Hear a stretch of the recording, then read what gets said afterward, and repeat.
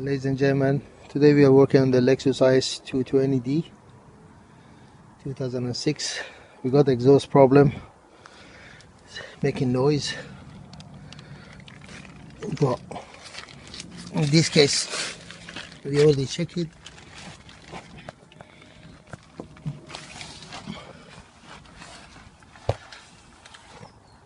If you look at it, that's a exhaust shield, so it's like a heat shield, so it doesn't let the heat get to the body or different parts.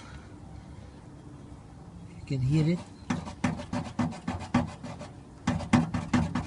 That's it. That's so simple. The heat shield come loose, come close to the exhaust pipes, so making a noise.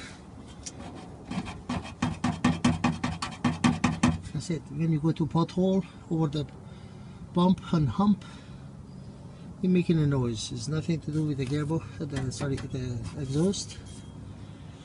It's just an external problem. Just a little heat shield there. That's it. By securing it back with a rivet or with a screw drilling, it goes back into place.